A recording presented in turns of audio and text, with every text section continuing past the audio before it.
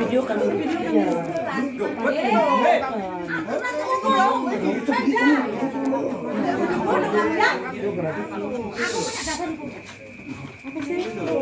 Kenapa? Berhenti sama nyanyi.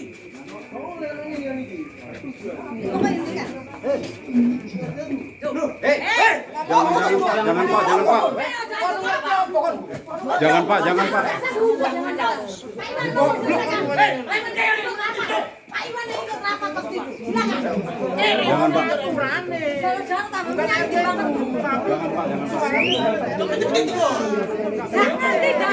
Jangan ngomong. Goblok dia aku. Pak Iwan mau keluar, selesaikan. Ya, silakan. Oke. Kita ikuti. Silakan, kita ikuti. Oke. Ayo, bago. Oh, dituturi kok gak kena. Lereng.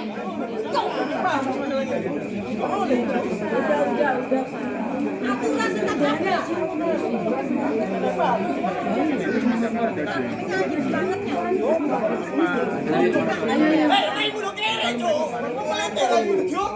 Sudah bapak itu yang sudah. Sudah ada keamanan dia. Ayo. Ayo masuk ayo. Kami tetap hentikan. Mana aju? Tuhan Yesus.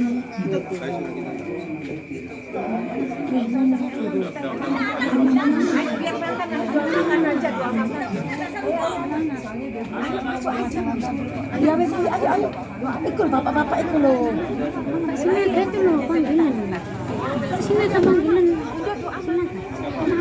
Sudah itu sudah. Enggak usah dianu lagi biarin aja. Ayo. Sudah. Ayo sudah selesai kita. Iya, mobilnya Pak Sinada di situ.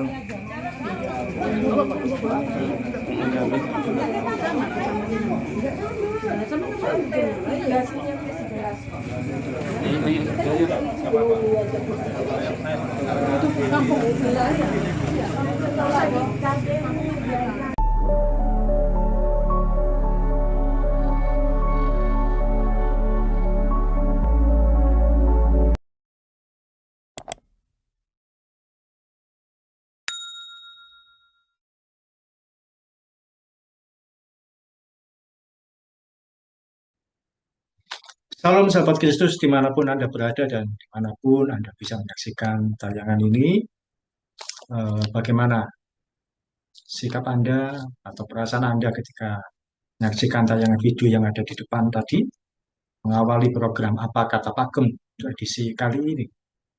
Ya, kali ini kita akan mengungkap sebuah peristiwa yang terjadi semalam, tepatnya pada hari Rabu tanggal 8 Mei 2024. Terjadi lagi larangan ibadah bagi anak-anak Tuhan, bagi umat Kristen. Kali ini terjadi di Kabupaten Gresik, Jawa Timur. Entah mengapa sepertinya merupakan satu wabah yang menular. Ketika di satu tempat terjadi pelarangan ibadah, di tempat yang lain kemudian diikuti juga hal yang sama. Sampai juga kali ini di Kabupaten Gresik terjadi juga pelarangan ibadah bagi anak-anak Tuhan. Kita akan mengungkapnya atau membahas fakta-fakta yang ada di balik ini semua. Saya akan membagi dari beberapa PowerPoint ini, dari PowerPoint yang akan saya sampaikan, beberapa poin yang ada, itu boleh menjadi pembelajaran bagi kita semua dan mengetahui dengan jelas situasi apa yang ada di balik peristiwa yang terjadi.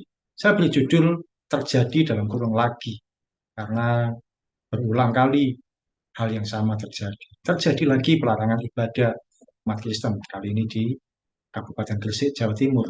Oke, fakta pertama yaitu pada hari Rabu malam, 8 Mei 2024, diadakan ibadah rumah tangga di salah satu warga yang tinggal di Perumahan Cermai Indah. Lebih tepatnya di rumah Ibu Manurung, Perumahan Cermai Indah, Blok B nomor 36, RT 11 RW 03, Kabupaten Gresik, Jawa Timur. Fakta kedua, ibadah rumah tangga ini sebenarnya merupakan salah satu bagian dari kegiatan mingguan yang diadakan di bawah naungan gereja GPIB Benowo. Ya, jadi GPIB Benowo itu di Surabaya, sementara rumah yang ibadahnya dipermasalahkan ini di Cerme, Kabupaten Gresik. Antara Benowo dengan Cerme itu berdekatan, meskipun berbeda pemerintahan daerah.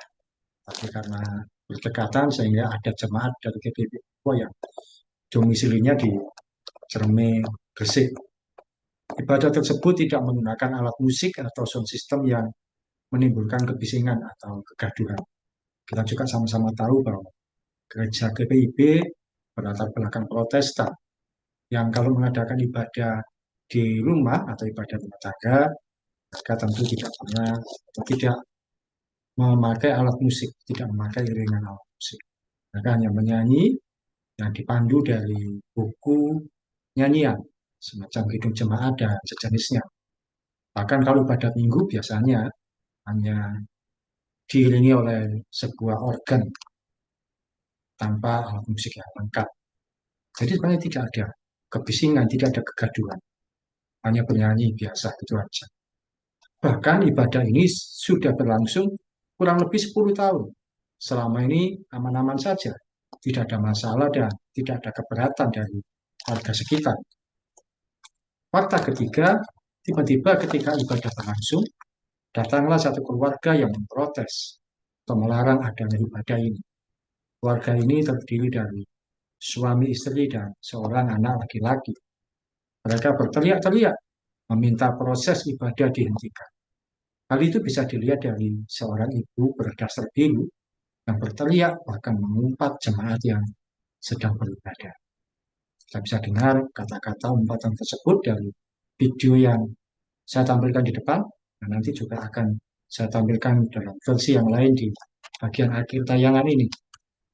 Fakta keempat, keluarga yang keberatan dengan ibadah ini diketahui ternyata bukan merupakan warga dari RT setempat. Namun mengapa sampai ikut mengurusi kegiatan warga dari RT lain? Seringkali terjadi seperti ini. Justru yang melarang terjadinya ibadah adalah orang-orang dari lingkungan yang lain, dan lingkungan sekitar terjadinya ibadah tersebut. Konon, menurut info yang beredar, ibu yang berdasar biru tersebut merupakan salah seorang guru dari sekolah negeri di Cerme, Kabupaten Gresik. Keluarga ini berteriak-teriak sampai mengundang warga setempat yang berdatangan. Bahkan ketua RT 11 pun berusaha untuk menenangkan keluarga yang terbakar emosi ini. Fakta kelima, Kapolsek Cerme Ibtu Andik Asworo ketika dikonfirmasi dari media online Info Gresik membenarkan kejadian ini. Pihaknya sudah mendapatkan informasi dari perangkat desa setempat. Kapolsek menjelaskan bahwa dia akan berusaha untuk mengupayakan mediasi berjenjang, mulai dari tingkat RT sampai tingkat aparat desa. Saat ini pihak kepolisian masih menunggu konfirmasi dari RT setempat. Lalu bagaimana sikap kita sebagai anak Tuhan? Yang pertama, kita tentu menyesalkan peristiwa ini karena tidak sesuai dengan Undang-Undang Dasar 1945 Pasal 29 ayat 1 dan 2 yang mengatur kebebasan untuk memeluk agama dan menjalankan ibadah sesuai dengan agama dan kepercayaannya tersebut. Yang kedua, Matius 5:44 berkata, "Tetapi aku berkata kepadamu, kasihilah musuhmu dan berdoalah bagi mereka yang menganiaya kamu." Bagian kita adalah berdoa supaya mereka satu kali menerima Injil keselamatan sampai pada mereka. Sebagaimana yang terjadi pada Rasul Paulus ketika dia mengejar-ngejar orang Kristen itu dianiaya. Ternyata dia sendiri ya mengalami keajaiban dan dia pertobatan terjadi pada hidupnya, yang menerima kabar keselamatan itu dan menjadi hamba Tuhan yang biasa. Dan yang terakhir atau yang ketiga, firman Tuhan mengatakan dalam Matius 5:10, "Berbahagialah orang yang dianiaya oleh sebab kebenaran, karena merekalah yang mempunyai kerajaan surga." Penganiayaan itu pasti ada bagi orang percaya, bagaimanapun bentuknya dan kapan terjadinya, cepat atau lambat, kita pasti akan mengalami. mungkin berupa pelarangan ibadah, penghentian ibadah, gereja dirusak, dibongkar atau dibakar, atau bahkan juga keberadaan kita sebagai anak-anak Tuhan dihambat untuk beraktivitas dan sebagainya. Penganiayaan itu pasti ada bagi orang percaya. Tapi jangan takut dan sabar saja ketika mengalami. Sebab Tuhan Yesus selalu beserta kita. Tuhan selalu menopang langkah kita. Kemuliaan pasti ada bagi orang-orang yang setia. Tidak ada mahkota tanpa kita mengalami penderitaan. No crown, no cross. Tidak ada mahkota tanpa kita mengalami penderitaan. Salib Kristus yang kita alami dalam kehidupan iman kita sebagai seorang yang mempertahankan iman dan percaya kita pada Tuhan Yesus. Jangan takut dengan aniaya, jangan takut dengan penderitaan, percayalah. Tuhan Yesus masih bersama kita dan selalu bersama kita dan pasti membela orang-orang yang kasih. Oke, itu saja yang saya sampaikan. Tetap kuat iman, lurus jalan dan setia mengikut Tuhan Yesus sampai garis akhir. Salam dari saya, Pendeta Oki Raharjo dan Mitspa Ministry. Tuhan Yesus memberkati.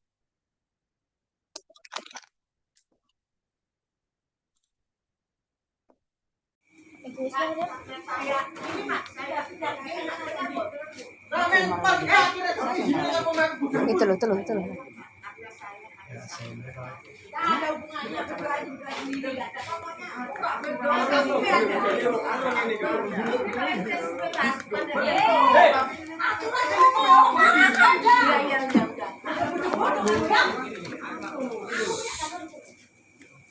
Masuk ya, udah bilang masuk ya.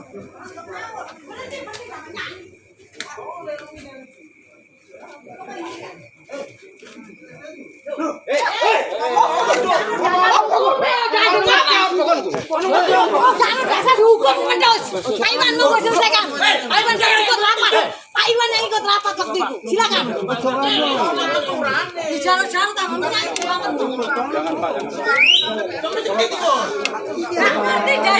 jangan ngomong. Mantap. Goblok ya. Pak Iwan mau keluar selesaikan. Bila penting panggil Kapolsek. Ya. Silakan. Kita ikuti. Silakan. Kita ikuti. Ayo, Udah Pak ribut. Sudah Pak. Biar Papi aja Pak. Sudah Pak.